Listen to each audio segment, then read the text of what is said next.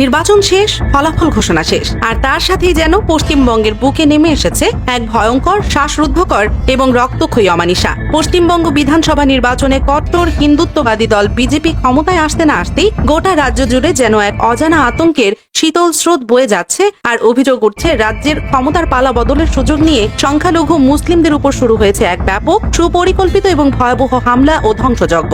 রাজ্যের বিভিন্ন প্রান্ত থেকে, বিশেষ করে সীমান্তবর্তী জেলাগুলো থেকে একের পর এক আসছে মসজিদ, দোকানপাট, ব্যবসা প্রতিষ্ঠান ও সাধারণ মানুষের বসত বাড়িতে বর্বরোচিত হামলার খবর, যা রাজ্যের কোটি কোটি সংখ্যালঘু পরিবারের মধ্যে তৈরি করেছে এক চরম নিরাপত্তাহীনতা এবং গভীর আতঙ্ক। পশ্চিমবঙ্গের বর্তমানে এই ভয়াবহ পরিস্থিতি, রাজনৈতিক চরম সহিংসতা এবং দীর্ঘদিনের অসাম্প্রদায়িক বাংলার এই করুণ পরিণতি নিয়ে আজ আমরা এক গভীর ও রুদ্ধশ্বাস বিশ্লেষণ করতে যাচ্ছি। তাই খবরের পেছনের আসল সত্য জানতে ভিডিওটি এক সেকেন্ডও স্কিপ না করে একেবারে শেষ পর্যন্ত আমাদের সাথেই থাকুন। প্রিয় দর্শক, ব্রেকিং নিউজ, এইমাত্র পাওয়া আপডেট 24 নিউজে স্বাগত। দর্শক, ভারতের বিধানসভা নির্বাচন শেষে বিজেপি নির্বাচিত কেন্দ্রীয় সরকার ঘোষিত পশ্চিমবঙ্গের সংখ্যালঘু সম্প্রদায়ের লোকের উপরে অত্যাচার, নিপীড়ন এজন্য এক অমানবিক দৃশ্যপট তৈরি করেছে। দর্শক, আজকের সংবাদে আমরা তুলে ধরব ঘটনার সত্যতা। তার আগে চ্যানেলটা সাবস্ক্রাইব করে সঙ্গে থাকুন। সংবাদের বাকি অংশ দেখতে স্কিপ না করে সরাসরি চলে যাই আমরা স্ক্রিনের পর্দায়।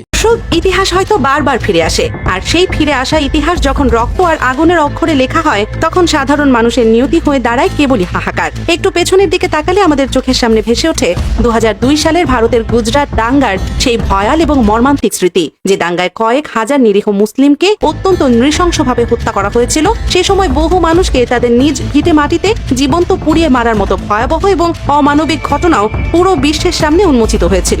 আর সেই লোমহর্ষক এবং মানবতা বিরোধী ঘটনার তৎকালীন মুখ্যমন্ত্রী নরেন্দ্র মোদীর প্রত্যক্ষ বা পরোক্ষ সম্পৃক্ততা নিয়ে দীর্ঘ 2 দশকেরও বেশি সময় ধরে পুরো ভারত জুড়ে এবং আন্তর্জাতিক অঙ্গনে এক বিশাল বিতর্ক চলে আসছে। আজ 2026 সালে এসে ঠিক এমন এক ভয়ঙ্কর ঐতিহাসিক পটভূমিতে যখন বিধানসভা নির্বাচনে জয়ী হয়ে নরেন্দ্র মোদী এবং অমিত শাহের নেতৃত্বাধীন কট্টরপন্থী দল বিজেপি পশ্চিমবঙ্গের ক্ষমতার মসনদে বসেছে, ঠিক তার পরপরই রাজ্যের নানা প্রান্তে মুসলিমদের উপর এই পরিকল্পিত হামলা ও ধ্বংসযজ্ঞের অভিযোগ যেন এক অশনি সংকেত হয়ে দেখা দিয়েছে। জানা যায়, নির্বাচনের ফলাফল প্রকাশের পর থেকেই মুর্শিদাবাদ, মালদা, উত্তর দিনাজপুর এবং উত্তর 24 পরগনার মতো মুসলিম অধ্যুষিত এবং অত্যন্ত স্পর্শকাতর জেলাগুলোতে দাবানলের মতো উত্তেজনা ছড়িয়ে পড়ে। শুরুতে কিছু কিছু জায়গা থেকে নিরবিচ্ছিন্ন 2 দলের কর্মী সমর্থকদের মধ্যে রাজনৈতিক সংঘর্ষের খবর এলেও সময় গড়ানোর সাথে সাথে পরিস্থিতি এক চরম সাম্প্রদায়িক রূপ নিতে শুরু করে। বিভিন্ন স্থানের সাধারণ মানুষের দোকানপাট, ঘরবাড়ি, ছোট বড় ব্যবসা প্রতিষ্ঠান এবং আয়ের উৎসগুলোতে সরাসরি হামলা, লুটপাট ও ভাঙচুরের ঘটনা একেবারে প্রকাশ্যে সামনে আসতে থাকে, যেখানে অত্যন্ত সুনির্দিষ্টভাবে রাজ্যের সংখ্যালঘু মুসলিমদেরই টার্গেট করে এই নারকীয় হামলা চালানো হচ্ছে বলে গুরুতর অভিযোগ উঠেছে। আর এই ভয়াবহ পরিস্থিতির কারণেই স্থানীয় মুসলিমদের মধ্যে এখন এক অবর্ণনীয় আতঙ্ক ছড়িয়ে পড়েছে। অনেকেই জীবন বাঁচাতে নিজেদের ঘরবাড়ি ছেড়ে নিরাপদ আশ্রয়ের সন্ধানে ছুটছেন। নির্বাচনের পর এই সহিংসতার ধরন আরও বেশি স্পষ্ট এবং বিভৎস হয়ে ওঠে, যখন দেখা যায় শুধু রাজনৈতিক কর্মী বা নেতারাই নয়, বরং বিভিন্ন স্থানে ধর্মীয় উপাসনালয়, মসজিদ এবং নিরীহ সংখ্যালঘুদের বসতবাড়ি লক্ষ্য করে অত্যন্ত সুপরিকল্পিত হামলার অভিযোগ পাওয়া যাচ্ছে। সামাজিক যোগাযোগ মাধ্যমে ছড়িয়ে পড়া বিভিন্ন ভিডিও ফুটেজ এবং স্থানীয় নির্ভরযোগ্য সূত্রে জানা গেছে, নির্বাচন জয়ের পর গেরুয়া শিবিরের বিশাল বিজয় মিছিলের সময় অত্যন্ত উদ্দেশ্য প্রণোদিতভাবে উস্কানিমূলক এবং চরম অবমাননাকর স্লোগান দেওয়া হয় এবং সেই মিছিল থেকেই কিছু কিছু জায়গায় সংখ্যালঘু অধ্যুষিত এলাকায় অগ্নিসংযোগ ও ব্যাপক ভাঙচুরের ঘটনা ঘটে। এই ধরনের প্রকাশ্য এবং আগ্রাসী হামলার কারণে সংখ্যালঘুদের মধ্যে নিরাপত্তাহীনতা এখন এক চরম পর্যায়ে পৌঁছেছে। তারা বুঝতে পারছেন না এই অবস্থায় তাদের জীবনের নিরাপত্তা কে দেবে, কারণ যারা এতদিন তাদের ঢাল হয়ে দাঁড়িয়েছিল, সেই ধর্ম নিরপেক্ষ শক্তি আজ ক্ষমতার বাইরে। একই সঙ্গে রাজনৈতিক সহিংসতার এই বিভীষিকাময় ঘটনাগুলোর মধ্যেও সংখ্যালঘুদেরই সবচেয়ে বড় লক্ষ্যবস্তু বা সফট টার্গেট করার যে অভিযোগ সামনে এসেছে, তা পুরো ভারতের গণতান্ত্রিক কাঠামোর জন্যই এক বিশাল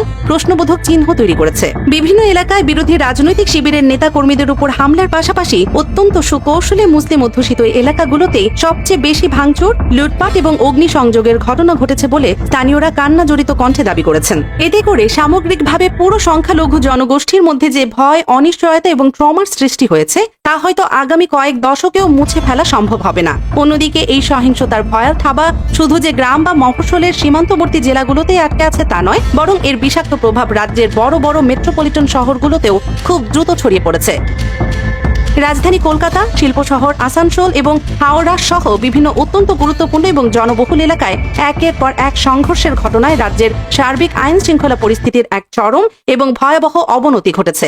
রাজ্য জুড়ে কেন্দ্রীয় বাহিনী বা সেন্ট্রাল ফোর্সের বিপুল সংখ্যক সদস্য মোতায়েন থাকলেও সাধারণ মানুষের মধ্যে এই আতঙ্ক পুরোপুরি কাটছে না, বরং অনেক ক্ষেত্রেই অভিযোগ উঠছে যে কেন্দ্রীয় বাহিনী নীরব দর্শকের ভূমিকা পালন করছে অথবা তারা পরিস্থিতি নিয়ন্ত্রণে আনতে চরমভাবে ব্যর্থ হচ্ছে। বিশেষ করে সংখ্যালঘুদের মধ্যে এই নিরাপত্তাহীনতা এখন আরো বেশি স্পষ্ট হয়ে উঠেছে, কারণ তারা মনে করছেন যে রাষ্ট্রযন্ত্র এখন তাদের সুরক্ষার বদলে আক্রমণকারীদেরই পরোক্ষভাবে ইন্ধন যোগাচ্ছে। সার্বিকভাবে নির্বাচন পরবর্তী এই ভয়াবহ সহিংসতা পশ্চিমবঙ্গের দীর্ঘদিনের অসাম্প্রদায়িক এবং সম্প্রীতির পরিস্থিতিকে নতুন করে এক চরম অস্থিতিশীলতার দিকে ঠেলে দিয়েছে।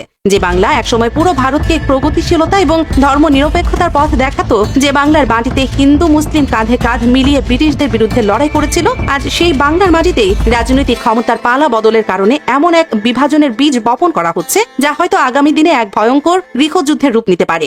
রাজনৈতিক বিশ্লেষকদের মতে বিজেপির এই বিজয় এবং তার পরপরই এই ধরনের সহিংসতা কোনো বিচ্ছিন্ন ঘটনা নয়, বরং এটি তাদের দীর্ঘদিনের রাজনৈতিক এজেন্ডারই একটি অংশ, যার মাধ্যমে তারা রাজ্যের ডেমোগ্রাফি বা জনসংখ্যার সমীকরণকে ভয় দেখিয়ে নিজেদের নিয়ন্ত্রণে রাখতে চায়। এই পরিস্থিতিতে প্রতিবেশী রাষ্ট্র হিসেবে বাংলাদেশের জন্য এক বিশাল উদ্বেগের কারণ তৈরি হয়েছে, কারণ পশ্চিমবঙ্গের এই রাজনৈতিক এবং সাম্প্রদায়িক অস্থিরতা যদি আরো দীর্ঘস্থায়ী হয় তবে তা সীমান্ত পাড়ি দিয়ে এক বিশাল মানবিক সংকটের জন্ম দিতে পারে। হাজার হাজার মানুষ যদি প্রাণভয় সীমান্ত অতিক্রম করার চেষ্টা করে তবে তা পুরো দক্ষিণ এশিয়ার ভূ রাজনীতি এবং নিরাপত্তার জন্য এক চরম হুমকি স্বরূপ হয়ে দাঁড়াবে।